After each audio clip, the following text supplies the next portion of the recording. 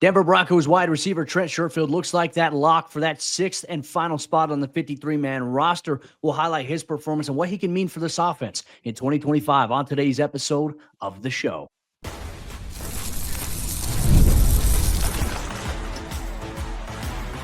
You are Locked On Broncos, your daily Denver Broncos podcast. Part of the Locked On Podcast Network, your team every day. What's up, Broncos Country? Welcome into another episode, Locked On Broncos, your daily Denver Broncos podcast. Part of the Locked On Podcast Network, your team every day. Special shout out to all the everydayers out there. Thank you so much for tuning in and making us your first listen of the day, however you choose to do so. If you're not yet an everydayer, Broncos Country, what are you waiting for? Become one. It's easy. It's simple. Hit that subscribe or that follow button so you never miss out on all your Broncos news, content, coverage, analysis, and more. I'm Cody Roark, Broncos reporter for Mile High Sports, joined as always by Sayre Bedinger, site expert over there at predominantlyorange.com. And we're going to go through on today's show and discuss why Trent Sherfield looks like he's locked up that final spot at the wide receiver position, as it looks like 6 could be the magic number for the 53-man roster here. We'll highlight what we've seen from him. Plus, we'll go through our thoughts on Jonah Ellis and how he looked in the Broncos' first preseason game and how he factors into that pass rush rotation ahead of what looks to be a big second season for him. And then we'll talk about whether or not we are concerned about punter Jeremy Crawshaw and his shaky rookie debut here in the NFL. Is this something that Broncos Country should be panicking on? We'll look at all that and more here on today's episode of the show. Sayre, look, a lot of good things. I think when you go back and you watch the game, certainly you can analyze what happened with the starters, what happened with the bench players. There's so many good little details you can pick up on where this team is at, what they need to obviously improve on. But one thing I think when we talk about standouts, Trent Sherfield was a huge bright spot here for the Broncos, has had a strong training camp. And of course, we saw him follow it up with a very impressive performance with Jarrett Stidham in the Broncos preseason win on Saturday.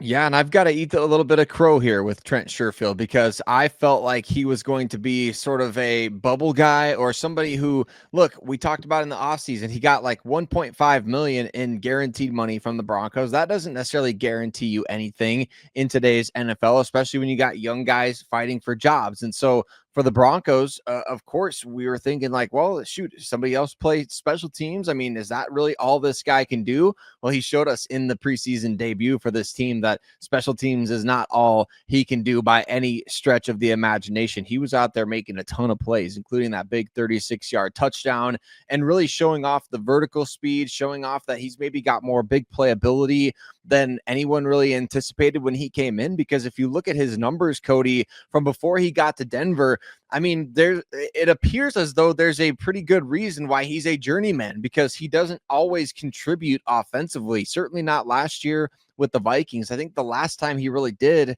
was when he was a member of the Miami Dolphins. And so he keeps bouncing around the league, but at the same time, he does all those little things well. And this is one thing that I thought was really interesting when you think about him replacing a role in the offense. Of course, the Broncos lose Tremont Smith in free agency. You figure Sherfield's going to play that role on special teams, but they also let go of Lil Jordan Humphrey in free agency. Maybe Sherfield is poised to play a much bigger role as that blocking receiver that they believe can help them after the catch and deep downfield. Well, I feel like one thing that we saw from him, and this has certainly been a trend so far throughout training camp, reliable hands. I mean, he's catching passes in traffic. He's catching them over the top. I mean, his touchdown catch that he had, that's a difficult play to make for a lot of wide receivers. Good focus in tracking the football there for him. But I also love the contributions outside of when he's not getting the ball. He's out there. He's blocking his tail off in the run game for, the running backs to be able to open things up on the outside. You're seeing just this guy who obviously is a very, very polished special teams player, but maybe he's at a point now of his career where, I don't know, maybe he's in the right system. Maybe he's in the right environment for him to develop or maybe accelerate a little bit more as an offensive player here. And not saying he's going to come in and be wide receiver 2 or wide receiver 3.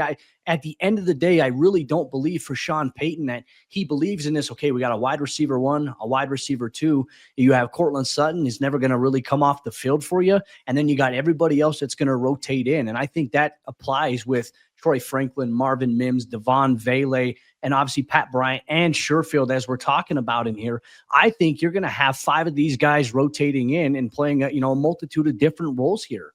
And I'm excited to see that, because for a guy like Sherfield, imagine this, people are looking at the perceived depth chart. Let's say he's the last guy, like he's that sixth guy when the Broncos make roster cuts here, and he's that sixth guy there. Not a lot of people are going to go into the weekly game plan saying, hey, we got to watch out for Trent Sherfield here, but he's the type of guy that could just get plugged in, and I think he could have an impact, whether it be with Bo Nix or anybody else. I think he's a good fit to this offense, and certainly I think Saturday's game proved a lot of that. Does he kind of remind you a little bit as well, Cody, of remember Andre Caldwell in the Peyton Manning years? I think that's kind of maybe a good callback here, is that somebody that, okay, he's got speed, he can play special teams, and he can be that extra asset offensively that you never know what game it's going to be, but he's going to become something for you at some point, and he's going to make a big play for you occasionally. The Broncos don't need him to go out there and eat up, 600 offensive snaps. They don't need him to go out there and catch 50 passes.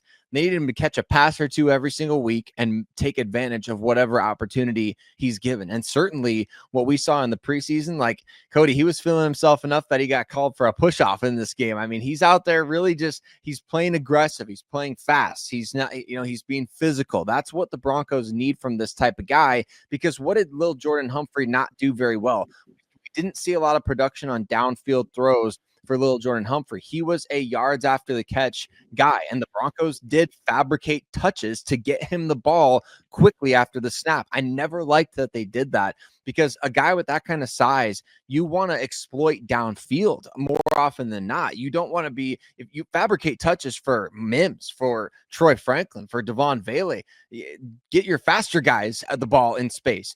I think with Trent Sherfield, you have a versatile skill set to where this guy, he can do that stuff after the catch, but it's a much more well-rounded game that he brings to the table. I'm wondering, do you think maybe he challenges Devon Vele's role a little bit? I mean, we haven't seen much from Vele. I know you've seen more than I have out of practice, but this preseason game, he had one catch. It was kind of a bobbled ball. Do you think there's a discussion there to be had?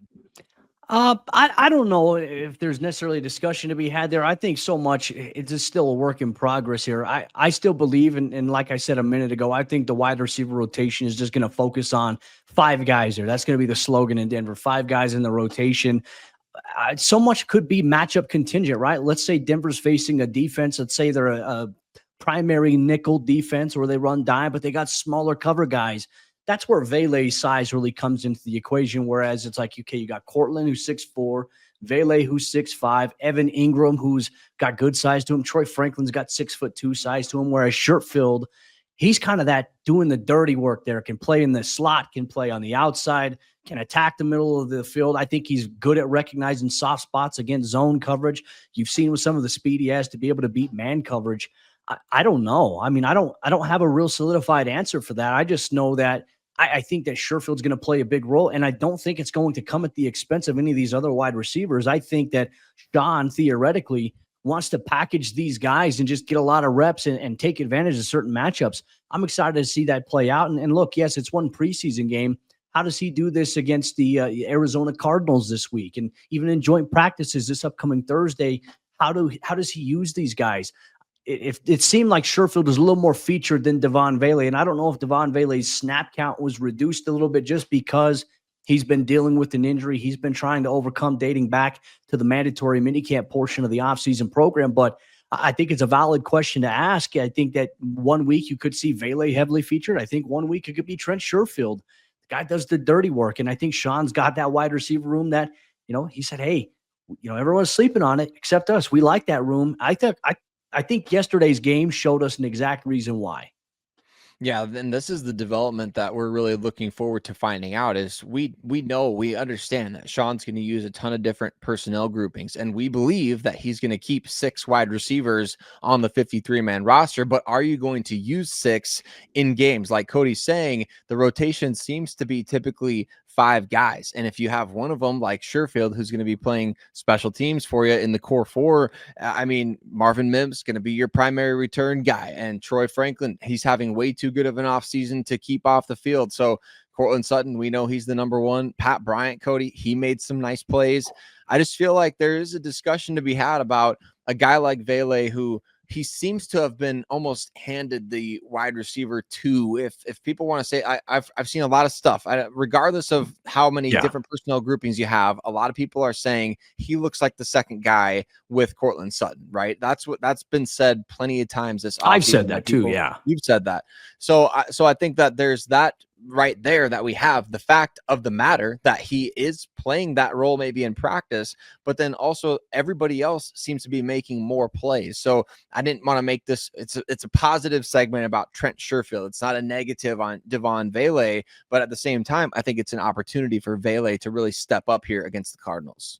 Well, Broncos Country, we want to know how you feel about the wide receiver room. Do you feel like Sherfield makes up that 6th spot? Is that a solidified number here for Sean Payton when roster cuts happen here in just about 2.5 weeks' time? Make sure you let us know here on today's episode of the show. We're not done, though. We're going to continue recapping some of the standouts from Saturday's preseason win, including Jonah Ellis and why he looks primed for a big second year in the National Football League. We'll highlight him and his performance and more on today's episode of the show. This episode is presented by Yahoo Fantasy, and it's the best time of the year because the NFL kickoff is almost here, and that means that fantasy football season, it's back and it's in full swing. And this year, Yahoo Fantasy is turning things up with a fantasy football experience like never before. And this year, myself and Sayre Bedinger here at Locked On Broncos, we are playing on Yahoo Fantasy, and you should too, whether you're a first-timer or a veteran that's making your millionth league. Well, the veteran making their millionth league, that would be me this year, Cody. I've been playing Yahoo Fantasy for years, forever. And the updates that they're rolling out this month, they're wild in the best possible way. To celebrate 28 years of fantasy football greatness, Yahoo Fantasy is dropping 28 big new features over 28 days throughout August. And to kick it off, they just dropped Yahoo Fantasy Guillotine Leagues, a killer new way to play fantasy football on Yahoo, where the lowest scoring team gets eliminated each week until there's just one team left standing. With the season around the corner, now is the time to get your league together and give this new mode a try. If you're more into the classics, though, you can still play in head-to-head private leagues or join a public league. Stay tuned for more killer announcements and start playing Yahoo Fantasy Football now at yahoofantasy.com/LockedOnNFL. Jonah Ellis is a second-year potential breakout player for the Denver Broncos, and man, he put some really good stuff out there against the 49ers on Saturday night. Broncos Country, the pass rush is even more dangerous than we thought, and we're going to tell you all about it on today's episode, but just quickly want to say thank you to all of you that make us your first listen of the day every single day. Cody and I appreciate you so much for helping us grow this community of awesome Broncos fans who, if you subscribe to this show, wherever you listen to podcasts or on YouTube, you won't miss a single episode. Get us into your algorithm, everybody, and don't miss what's going on with your favorite team here. But let's talk about Jonah Ellis, Cody, because I've said this before. I think I'm kind of articulating it correctly here. It feels like there hasn't really been a manifestation of this big breakout year in year two for Jonah Ellis because it's not exactly a necessity for the Broncos. Like last year, for example, it was a necessity for Riley Moss to break out. Like they were putting him in that position to start, he had to break out. This year feels like Troy Franklin is that type of guy. There's not necessarily a lot of pressure under, for Jonah Ellis from the fan base, honestly, right, to be that breakout player this year. But he might be one of those guys that if he was in a starting position or in a position to take a job, that we would be talking about him being the breakout player on this team.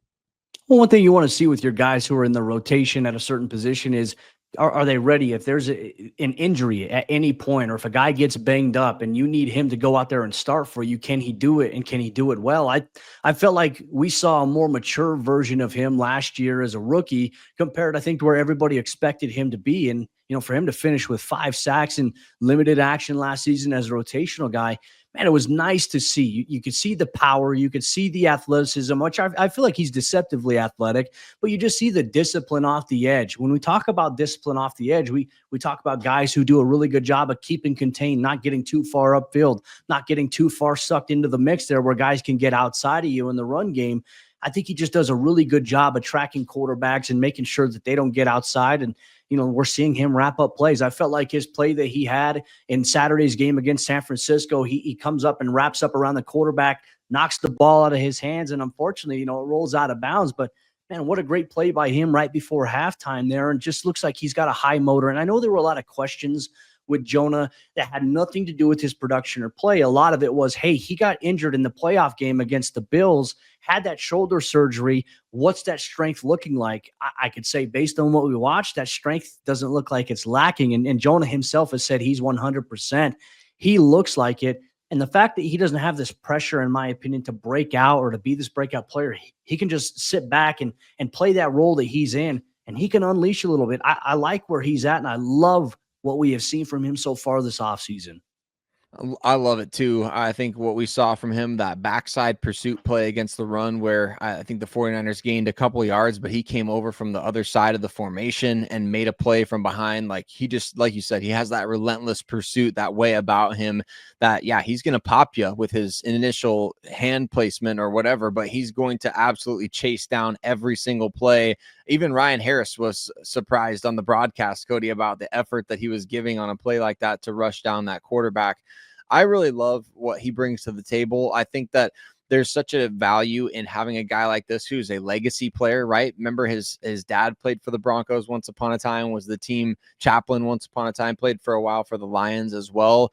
He's just got that in his blood. And you can tell it with guys like Pat Surtain and Jonah Ellis that, man, they are football. Like football is just part of them. It's like, you know, I have one of my kids are musical, right? It's just like they had no choice because I play instruments and I do all these sorts of things. Like it was like these guys had no choice but to be good at football, the Ellis brothers out there.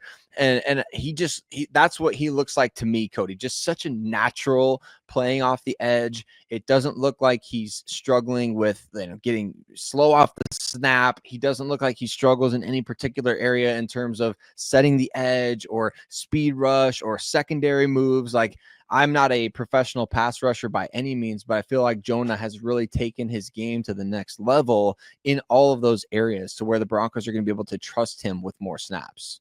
Doesn't look like there's a lot of weaknesses in his game, which is great, right? And you never want to have the mindset as a player that, I've got it all made. And I don't think Jonah does. Jonah is one of the most humbled guys I've been around. You know, when you talk to him in the locker room, just such a nice young man. You could tell that he was raised the right way, has good standards, and, you know, loves to work hard. And I think that's just a testament to him coming back from the injury and going through the rehab process. He attacked it vigorously and it was in a good position here coming into the offseason program and also got stronger on top of that. Now, for me, I look at where Jonah is at, and one thing you worry about in today's NFL, right, is pass rush depth.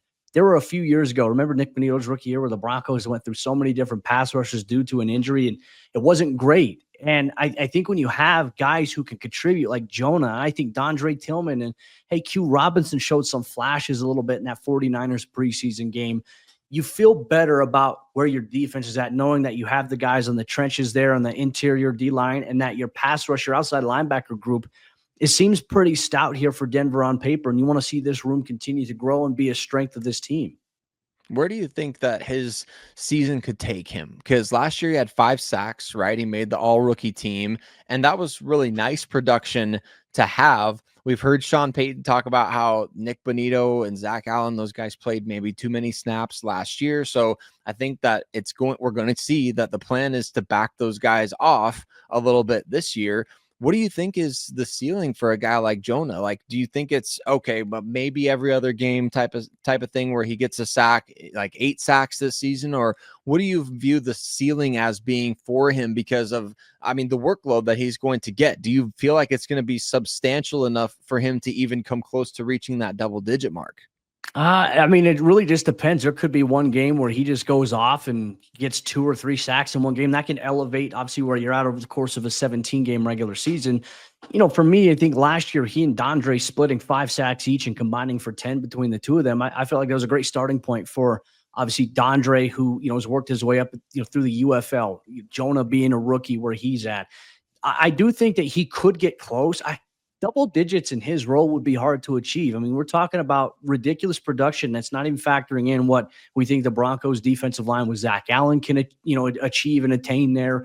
So for me, I would say maybe that 7 or 8 sack mark would be an ideal landing spot for him. But also with that, maybe 3 or 4 forced fumbles at that point too. Not just necessarily like, hey, 7 or 8 of his sacks, if he gets those, are going to, 4 of them are going to force a fumble. I'm talking about this is a guy who I think will obviously hold up well in terms of stopping the run, could force a fumble on a running back, but I think we'll get a couple of strip sacks and one obviously that we saw in Saturday's preseason game just a couple of days ago. I think that's something we'll see. And look, I even think when asking to drop back into coverage a little bit, we saw that late down the stretch for Vance Joseph and this defense, and for Jonah a little bit exclusively in the Raiders game last year. But just another level of confidence being able to get that out there in the pass coverage game. I'm excited about it. That's where I think his ceiling is at. And, knock on wood, hopefully there's no injuries. But if there is an injury, I feel like I'm very confident in a guy like Jonah Ellis being thrust into the starting lineup and not worrying about production necessarily falling off if that's the case. Broncos Country, how do you feel about Jonah Ellis, what we've seen from him, your thoughts on his performance on Saturday, and your optics as to where he lines up here in this rotation going into his second season? We're going to continue to talk about things here that are important on this episode of Locked On Broncos, including whether or not Broncos Country should be concerned about Jeremy Crawshaw, the rookie punter. Had a little bit of a shaky debut. Is this something that we should all be worrying about? We'll talk about that and more here on today's episode, Locked On Broncos. Today's episode of Locked On Broncos is brought to our friends over there at the Game Time app in Broncos Country. We've all been there, logging on early and waiting forever for concert tickets to go on sale, only to lose your spot for the show that you've been dying to see. And live music should be about making memories and not dealing with the stress of ticket shopping. And that's where Game Time comes in, because Game Time makes getting concert tickets faster and easier than ever, because prices, they actually drop the closer it gets to showtime. And you can save up to 60% off with their killer last minute deals.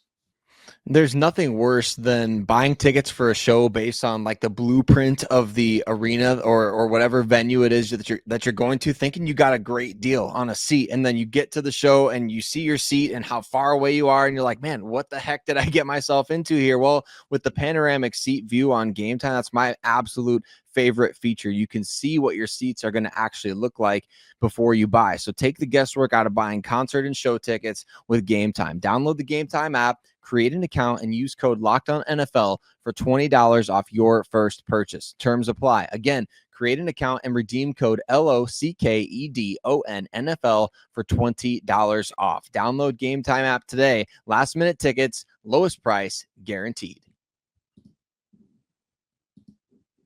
The Denver Broncos had some rusty elements in their preseason opener against the 49ers on Saturday, and you saw the debut of several young players, including rookie punter Jeremy Crawshaw. How did he look in his first action in the NFL? We'll highlight his performance and more here on today's episode of the show real quick. Thank you once again to everyone in Broncos Country. Thanks for tuning in and making us your first listen. We appreciate you so much here.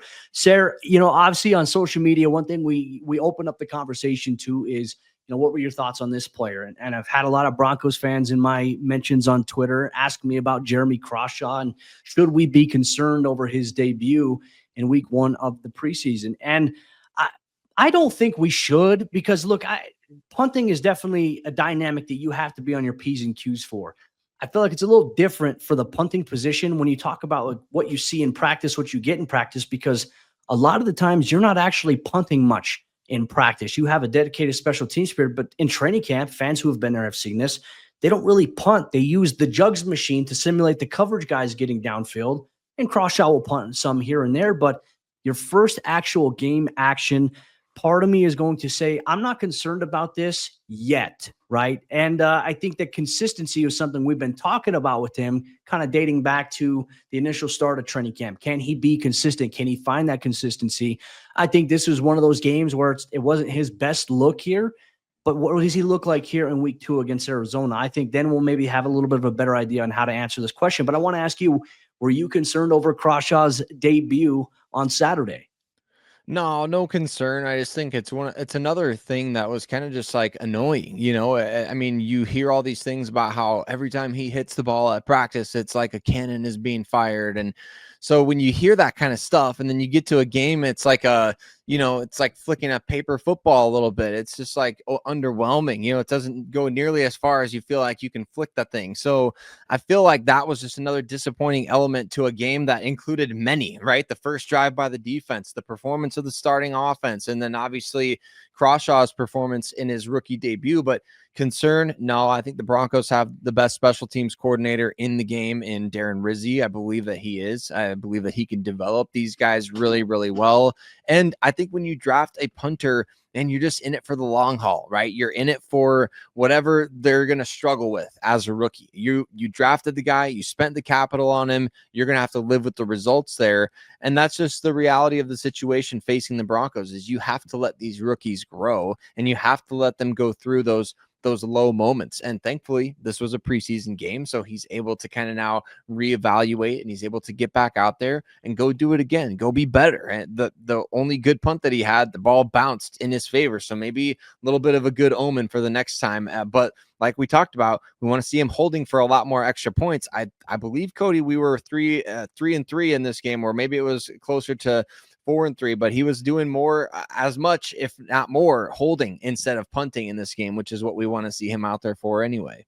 Yeah, you want to see that ratio kind of lean towards, hey, we're scoring points instead of, hey, we have to punt and change possession of the ball here. And look, I also think with every punt, too, there's a different context. You know, the first one, I think the Broncos were on their own 49-yard line. So the idea here, like so much of it is strategy and placement. You know, everyone's like, well, he didn't have a 65-yard punt.